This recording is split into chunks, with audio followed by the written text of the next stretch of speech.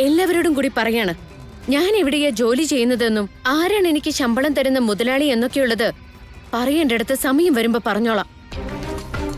ഞാൻ പറയുന്നത് വരെ ഇക്കാര്യത്തിൽ ആരും എന്നെ ബുദ്ധിമുട്ടിക്കരുത്. ഇത്രയ്ക്ക് അഹങ്കാരം ഒരു പെണ്ണിനും പാടില്ല. നീ ഇത് നിർത്തുന്നുണ്ടോ?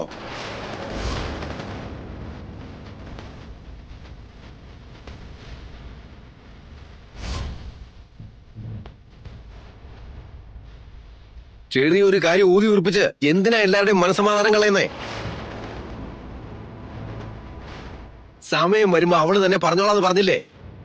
ഇത് ഇവിടെ നിർത്തുന്നതായിരിക്കും എല്ലാവർക്കും നല്ലത്. മോളെ മേഘനെ, ഇനി എന്തെങ്കിലും ഇതുപോലെ ലേറ്റ് ആകുകയാണെങ്കിൽ ഒന്ന് ഫോൺ ചെയ്ത് എന്നെയെങ്കിലും വിവരം അറിയിക്കണം. അത് മതി. ഞാൻ അറിയിച്ചോളാം അച്ഛാ.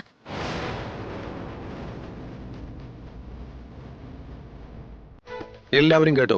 ഇനി ഈ കാര്യത്തിന്റെ പേരും പറഞ്ഞിട്ട് ഇവിടെ ആരും വട്ടമേശ സമ്മേളനം കൂടാൻ നിൽക്കണ്ട, കേട്ടല്ലോ?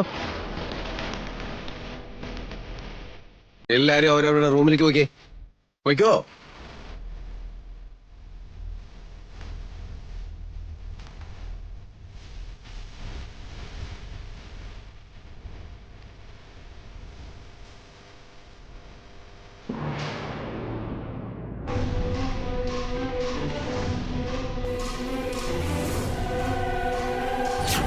പ്രതീക്ഷിക്കാതെ എന്റെ ബോസ് ഇന്ന് ഒത്തിരി പണി എന്നെ ഏൽപ്പിച്ചത്. അത് ഫിനിഷ് ചെയ്യാനിരുന്നതുകൊണ്ടാ സമയം വൈകിയത്.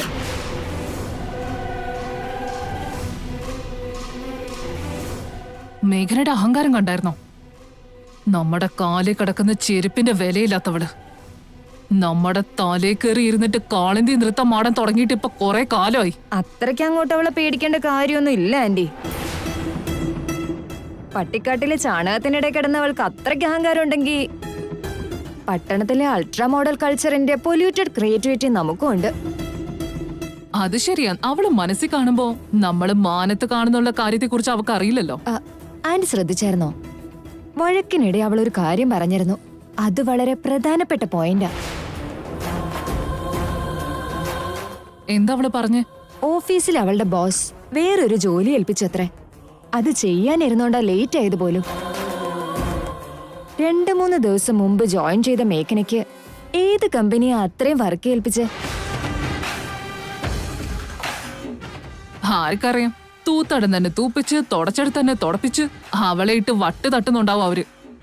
ജോലി ചെയ്യുന്ന കാര്യത്തിൽ അവൾക്ക് മടിയില്ലല്ലോ. അത് കണ്ട് അവളുടെ ബോസ് ഇംപ്രസ്ഡ് ആയിട്ടുണ്ടാവും. നമ്മുടെ ഓഫീസിൽ ഇന്ന് ഇതുപോലൊരു സംഭവം ഉണ്ടായി ആന്റി. എങ്ങനെ? പുതുതായി ജോയിൻ ചെയ്തൊരു പെണ്ണുണ്ട് അവിടെ. ഇന്ന് അവളെ കുറേ വർക്ക് ഏൽപ്പിച്ചിട്ടാ ഞാനും ഇങ്ങോട്ട് പോകുന്നത്. ആ ഇൻസിഡന്റും മേഘന പറഞ്ഞ ഇൻസിഡന്റും ഒരേപോലെ ഉണ്ടായിരുന്നു ആന്റി. നീ എന്താ പറഞ്ഞു വരുന്നേ? ഇനിയിപ്പോ മേഘന രൂപവും പേരും മാറ്റി മിഥുന്റെ ഓഫീസിൽ തന്നെ ജോയിൻ ചെയ്ത് കാണുമെന്നാ? അതെന്താണെന്നുള്ളത് അവിടെ നിൽക്കട്ടെ. പക്ഷേ ഒരേപോലത്തെ ഇൻസിഡൻസ് ഒരേ ദിവസം രണ്ടിടത്ത് എങ്ങനെ സംഭവിച്ചു? മഞ്ജരി സംശയിക്കാൻ തുടങ്ങിയ സ്ഥിതിക്ക് ഇനി ഞാൻ കൂടുതൽ ശ്രദ്ധിക്കേണ്ടിയിരിക്കുന്നു. മിണ്ടാതിരിക്കും മഞ്ജരി. നമുക്കിപ്പോ വേണ്ടത് ആ കാര്യമൊന്നുമല്ല. അതിന്റെ പുറകെ പോയിട്ട് നമ്മൾ ഈ കാര്യം വിട്ടുപോകും. ഇവിടെ കടിച്ചു തൂങ്ങിക്കിടക്കുന്ന മേഘനെ എങ്ങനെ പുറത്താക്കണമെന്നാണ് നമ്മൾ ചിന്തിക്കേണ്ടത്. അതും ശരിയാണ്. ഇന്നലെ പെയ്ത ചെറിയൊരു മഴയ്ക്ക് കിളിർത്ത തകരയല്ലേ അവള്. മുളയിലെ നുള്ളിക്കളയാമെന്ന് കരുതിയതാ. പക്ഷെ ആ മേഘന നാളുകൾ ചെല്ലുന്തോറും ഒരു മഹാവൃക്ഷമായി ഇവിടെ തന്നെ വേരുറപ്പിക്കുമെന്ന എന്റെ സംശയം. ആ ചെടി വളർന്നു വലുതാകുന്നതിന് മുമ്പ് തന്നെ അടിവേരിലെ മണ്ണ് വരെ ഇളക്കി പിഴുതെറിയണം. യെസ് മഞ്ജരി, നീ അതിനെക്കുറിച്ച് ആലോചിക്കും. കഴിയുന്നത്ര വേഗത്തിൽ എന്നെ വീട്ടിൽ നിന്ന് അടിച്ചു പുറത്താക്കാനും മാനസികമായും കായികമായും എന്നെ തകർക്കാനും ഇവർ രണ്ടുപേരും കരുക്കൾ നീക്കിക്കൊണ്ടിരിക്കുക. ഇതേതറ്റം വരെ പോകുന്ന എനിക്ക് കാണണം. ഞാൻ ഈ വീട് വിട്ടിറങ്ങിയ അവിടെ നിന്ന് തുടങ്ങും മിഥുനേട്ടന്റെ അപകടങ്ങൾ. അതിനെക്കുറിച്ചൊന്നും ഇവർക്ക് യാതൊരു വിഷമവും ഉണ്ടാവില്ല. മനസാക്ഷിയും സത്യസന്ധതയൊന്നുമില്ലാത്ത സ്വാർത്ഥരാണിവർ. മിഥുനേട്ടന്റെ ദോഷങ്ങൾ നീങ്ങും വരെ എങ്ങനെയെങ്കിലും ഇവിടെ പിടിച്ചു നിന്നേ പറ്റൂ.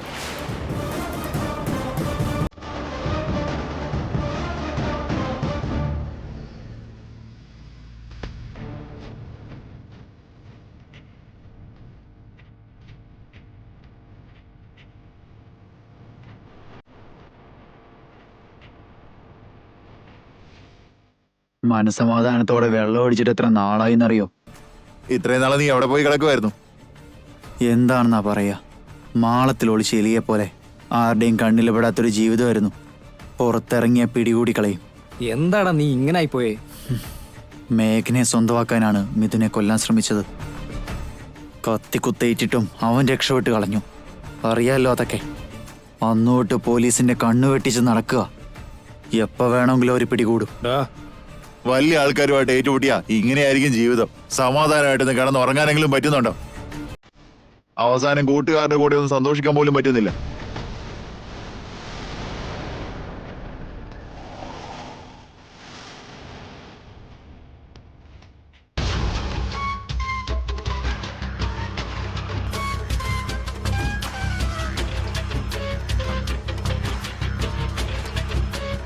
എടാ എവിടായിരുന്നടാ? ചേട്ടാ തല്ലല്ലേ ഏടാ. ചേട്ടാ പ്ലീസ് ചേട്ടാ, വിട്ടേക്ക് ചേട്ടാ. കടം മേടിച്ച് മുങ്ങിയവനോട് പോലും ഞാൻ ക്ഷമിക്കും, പക്ഷെ കള്ളം പറഞ്ഞ് മുങ്ങിയവനോട് ഒരിക്കലും ക്ഷമിക്കാൻ പോകുന്നില്ല. ചേട്ടാ ഞാൻ എങ്ങോട്ട് മുങ്ങിയതല്ലേ ചേട്ടാ, സത്യം പറയുന്നേ, എന്നെ വിശ്വസിക്കുക ചേട്ടാ. നിന്നെ വിശ്വസിച്ച ഞാൻ കടം തന്നത്. പലിശയും കൂട്ടുപലിശയും ചേർത്ത് ഇപ്പൊ 10 ലക്ഷം ആയിരിക്കുക. മര്യാദയ്ക്ക് എന്റെ കാശ് തന്നു കഴിഞ്ഞാൽ നിന്നെ വെറുതെ വിടാം. അല്ലെങ്കിൽ നിന്നെ കുത്തിക്കൊന്നിട്ട് നിന്റെ ബോഡി പാർട്സ് എടുത്ത് വിറ്റിട്ടായാലും എന്റെ കാശ് ഞാൻ മുതലാക്കും. ചേട്ടാ എനിക്ക് 2 മാസം കൂടി തരണം, ഞാൻ എങ്ങനെയെങ്കിലും കാശ് അടച്ചോളാം. 2 മാസമൊന്നുമില്ല, 2 ദിവസം ഞാൻ സമയം തരാം. തന്നാ നീ രക്ഷപ്പെട്ടു, അല്ലെങ്കിൽ 2-ാം ദിവസം നിന്റെ ബോഡി കടൽ തീരത്തടിയും. ഓർമ്മയിരിക്കട്ടെ.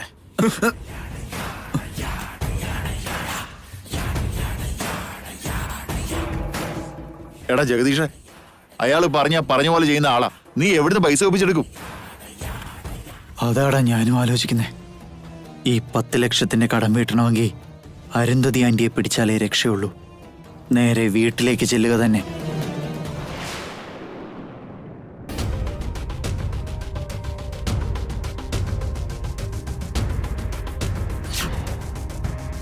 പുതുതായി ജോയിൻ ചെയ്തൊരു പെണ്ണുണ്ട് അവിടെ. ഇന്ന് അവളെ കുറേ വർക്ക് ഏൽപ്പിച്ചിട്ടാ ഞാനും ഇങ്ങോട്ട് പോകുന്നത്. ആ ഇൻസിഡന്റും മേഘന പറഞ്ഞ ഇൻസിഡന്റും ഒരേപോലെ ഉണ്ടായിരുന്നു ആന്റി. നീ എന്താ പറഞ്ഞു വരുന്നേ? ഇനിയിപ്പോ മേഘന രൂപവും പേരും മാറ്റി മിഥുന്റെ ഓഫീസിൽ തന്നെ ജോയിൻ ചെയ്ത് കാണുമെന്നാ? സംശയത്തിന്റെ വിത്ത് ഒരു തവണ വീണ് കഴിഞ്ഞ പിന്നെ അത് വളർന്ന് പടർന്ന് പന്തലിച്ചൊരു വടവൃക്ഷമായി മാറും. ആ സംശയത്തിലൂടെ സത്യങ്ങളെല്ലാം പുറത്തു വരികയും ചെയ്യും. ഇനി ഒരിക്കലും മഞ്ജരിക്ക് ഒരു വിധത്തിലുള്ള സംശയങ്ങൾ ഉണ്ടാവരുത്. അല്ലെങ്കിൽ മിഥുനേട്ടന്റെ ഓഫീസിൽ ജോലി ചെയ്യുന്നത് ഞാൻ തന്നെയാണെന്ന് മഞ്ജരി കണ്ടുപിടിക്കും.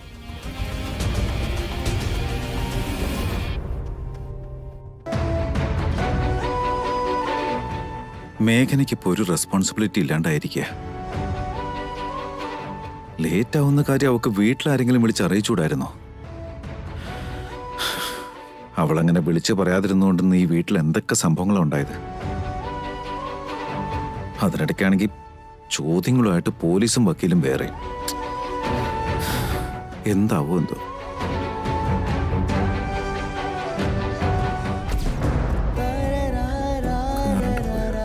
അയ്യോ, power കട്ടാണെന്ന് തോന്നുന്നല്ലോ.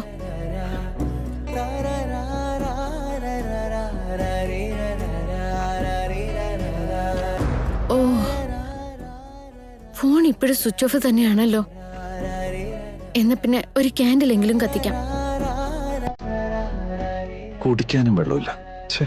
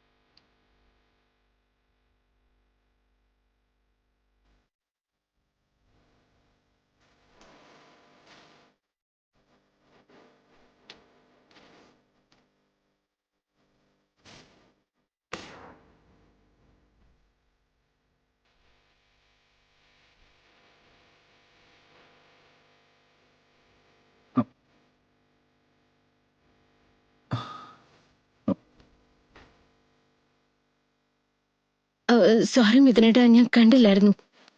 I am also sorry. ഇരുട്ടത്തൊന്നും കാണാൻ പറ്റുന്നില്ലായിരുന്നു.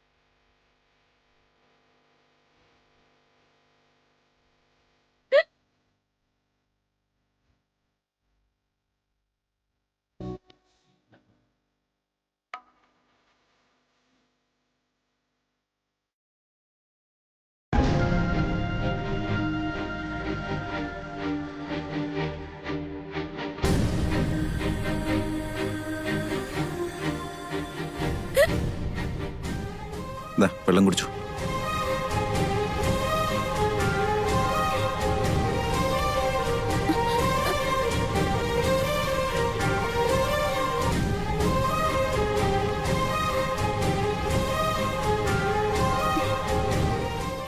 മേഘന, നീ എവിടെ ജോലി ചെയ്യുന്നത് എന്നോടെങ്കിലും പറഞ്ഞൂടെ? പറഞ്ഞിട്ട് എന്തിനാ ഏട്ടാ? ഇന്ന് ഇവിടെ വഴക്കുണ്ടായതുപോലെ ഓഫീസിലും വന്ന് വഴക്കുണ്ടാക്കാനാണോ? നിന്നോടുള്ള ദേഷ്യം കൊണ്ട് നിന്റെ ഓഫീസിൽ വന്ന് ബഹളം ഉണ്ടാക്കി നിന്റെ ജോലി കളയണമെന്നുള്ള ആഗ്രഹമൊന്നുമില്ല. പിന്നെ എന്തിനാ ഇങ്ങനെ കിഴിച്ചു കിഴിച്ചു ചോദിക്കുന്ന? ഇന്നിവിടെ ഉണ്ടായ അവസ്ഥ മേലിൽ ഉണ്ടാവാതിരിക്കാൻ വേണ്ടിയാ. നിനക്ക് എന്താ സംഭവിച്ചെന്ന് ഓർത്ത് ആരും പേടിക്കാതിരിക്കാൻ വേണ്ടിയാ. ഈ പേടി എല്ലാ സമയത്തും ഉണ്ടായിരുന്നെങ്കിൽ കേൾക്കാനൊരു സുഖം ഉണ്ടായിരുന്നു. മേഘനയ്ക്ക് എന്ത് പറ്റിയെന്ന് ഓർത്തല്ല പേടിക്കേണ്ടിരുന്നത് മിഥുനേട്ടാ. മേഘനയുടെ ജീവിതം എന്താവൂന്നോർത്ത് എല്ലാവരും വിഷമിച്ചിരുന്നെങ്കിൽ ഇന്ന് ഇങ്ങനൊരു അവസ്ഥ ഈ വീട്ടിൽ ഉണ്ടാവുമായിരുന്നില്ലല്ലോ.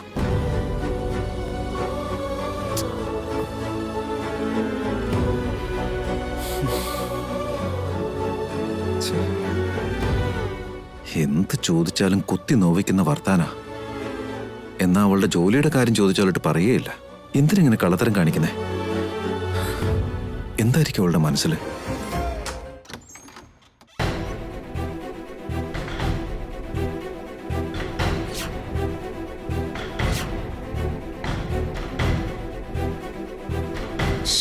ഇവിടെ നിന്ന് അപകട. വാ അങ്ങോട്ട് പോവാം.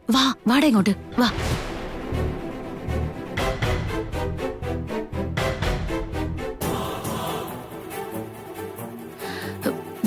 ചുളിവിൽ കോടികൾ ഉണ്ടാക്കാനുള്ള വഴിയാ ഞാൻ നിനക്ക് പറഞ്ഞു തന്നെ. ആ മേഘനെ മര്യാദയ്ക്ക് കല്യാണം കഴിച്ചിരുന്നെങ്കിൽ അവളുടെ സ്വത്തെല്ലാം നിനക്ക് കിട്ടില്ലായിരുന്നോ? അതിൽ പകുതി എനിക്കും കിട്ടിയേനെ. പുതുപ്പെണ്ണിനെ കൊണ്ടുപോയി മദ്യപിച്ച് കോടികളാ നീ കാരണം കൈവിട്ടു പോയെ.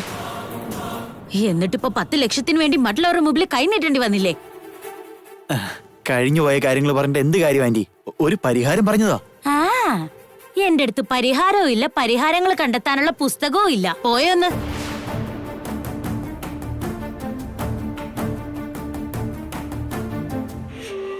അതെന്താ ആന്റി ഒരു ശബ്ദം? ചാരു വെള്ളം കുടിക്കാൻ വേണ്ടി രാത്രി എഴുന്നേറ്റതാവും.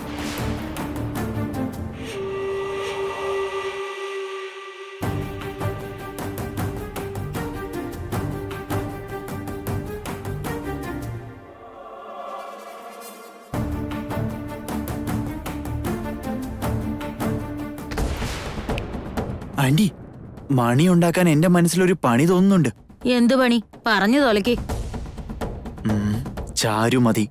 എനിക്കൊന്നും മനസ്സിലായില്ല. ആന്റി, ചാരുവിനെ കിഡ്നാപ്പ് ചെയ്തിട്ട് മേഘനയ്ക്ക് ഫോൺ ചെയ്യാം. 10 ലക്ഷം തന്നില്ലെങ്കിൽ അനീതിയെ കൊന്നുകളയുമെന്ന് ഭീഷണിപ്പെടുത്താം. എങ്ങനെയുണ്ട് ഐഡിയ? പൊളിയല്ലേ? നിന്റെ കളിമണ്ണ് തലയില് ഇത്രയും കാലമായിട്ട് ഒരു നല്ല ഐഡിയ തോന്നിയത് ഇപ്പോഴാ. നീ വിചാരിച്ച പോലെ ചെയ്തോ, പക്ഷെ ഞാൻ പറഞ്ഞത് ഓർത്തോണം. അതെന്താ? എന്തായാലും കാശ് ചോദിക്കാൻ തീരുമാനിച്ചു. 20 ലക്ഷമായിട്ട് ചോദിക്ക്. അതിൽ നിനക്ക് പകുതി എനിക്ക് പകുതി പങ്കുവെക്കാം. ഇതെന്തിനാ ഇങ്ങനെ ഒരു ട്വിസ്റ്റ്? ചുമ്മാ ചോദിക്കല്ലേ, അപ്പൊ വെറും 10 ലക്ഷം ആക്കണ്ടല്ലോ. 20 കൈ തരട്ടെന്നേ. നിന്റെ കടങ്ങളും തീരും, കാഞ്ചീപുരം പട്ട് വാങ്ങാനുള്ള എന്റെ കൊതിയും തീരും. എന്തു പറയുന്നു? ശരി ആന്റി, ആന്റി പറഞ്ഞതുപോലെ ചെയ്തോളാം. ആ, എന്നാ ശരി, നീ എന്താന്ന് വെച്ചാ ചെയ്. എന്താ ഏതാന്നുള്ള ഇൻഫർമേഷൻ ഒക്കെ ഞാൻ നിനക്ക് തന്നോളാം. ആ ശരി ആന്റി. പോയെ പോയെ പോയെ പോയെ.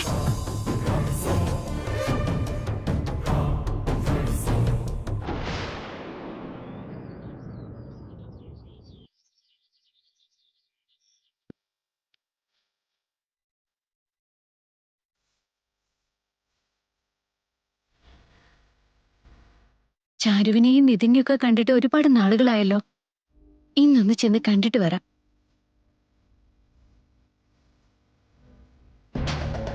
മിഥുൻ എന്തോ എവിടേക്ക് പോവാൻ തോന്നല്ലോ. ഒന്നുമില്ല മഞ്ജരി, ഒരു പുതിയ പ്രോജക്റ്റിന്റെ കാര്യത്തിന് മിസ്റ്റർ രവി ഒന്ന് കാണണം. പിന്നെ മെറ്റീരിയൽ സപ്ലയേഴ്സിനെയും കാണണം. ഇതൊരു വലിയ പ്രോജക്റ്റ് അല്ലേ. അതിനൊപ്പം ഓൺ ടൈം മെറ്റീരിയൽസും സപ്ലൈ ചെയ്യണമെന്ന് അയാളെ കൊണ്ടൊന്ന് പറയുകയും വേണം. അതാ പോകുന്നേ.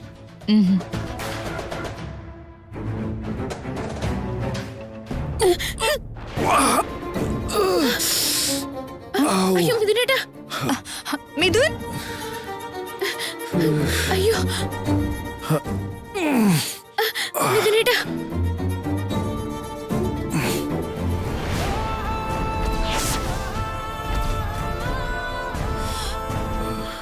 എന്താ മേഘന ഇത്?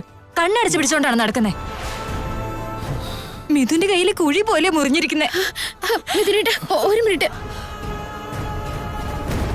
ഞാനിവിടെ പറയുന്നത് പോലെ ശ്രദ്ധിക്കാതെ എങ്ങോട്ടടി പോകുന്നേ?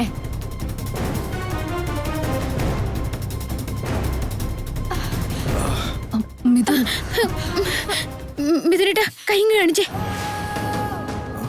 നിന്റെ അഹങ്കാരം തലേ കയറിയോണ്ടല്ലേ ഞാൻ പറയുന്നത് പോലെ ശ്രദ്ധിക്കാണ്ട് നീ പാട്ടിനവിടെ നിന്റെ കാര്യം നോക്കുന്നത്. എന്താ ചോദിച്ച ഉത്തരം പറയില്ലെന്ന് വല്ലതും ഉണ്ടോ? ഇപ്പൊ നിന്നോട് ഞാൻ എന്ത് ഉത്തരം പറയണ്ട മഞ്ജരി?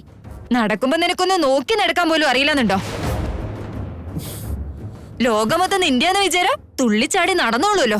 ആരെങ്കിലും മെക്കിട്ട് കയറിയില്ലെങ്കിൽ സമാധാനാവില്ല. വേണ്ട മഞ്ജരി, ഞാനൊന്നും മനഃപൂർവ്വം ചെയ്തിട്ടില്ല. അറിയാതെ പറ്റിപ്പോയൊരു കാര്യത്തിന് എന്തിനാ വെറുതെ സീനുണ്ടാക്കുന്നേ? മേഘനെ, തെറ്റ് ചെയ്തിട്ടുണ്ടെങ്കിൽ തെറ്റ് ഇതൊന്ന് സമ്മതിക്കാൻ പഠിക്ക്.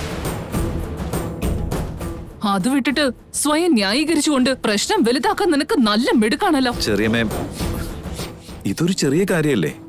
ഇത് ഇവിടെ കൊണ്ടങ്ങ് വിട്ടേക്ക്. ഏതാ ഇതിന് നിനക്ക് ചെറിയ കാര്യം? ഇവളീ വീട്ടിൽ കേറി വന്നപ്പോ തൊട്ട് ഞാൻ ശ്രദ്ധിക്കുന്ന കാര്യം. ചെറുതോ വലുതോ ആയ എന്തെങ്കിലും അപകടം ഏതെങ്കിലും രൂപത്തിൽ നിനക്ക് വന്നോണ്ടിരിക്കുക.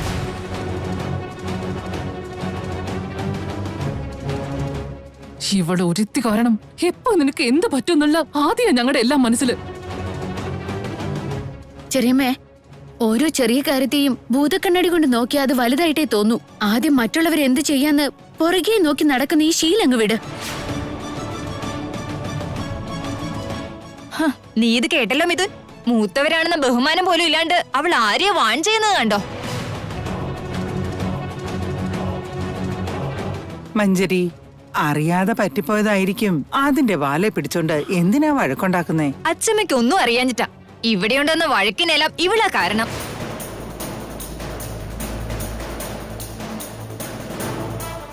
ഓരോ നിമിഷവും ഇവിടെയുള്ളവരുടെ മനസ്സമാധാനം നശിപ്പിക്കുന്നത് ഈ മേഘനയാ.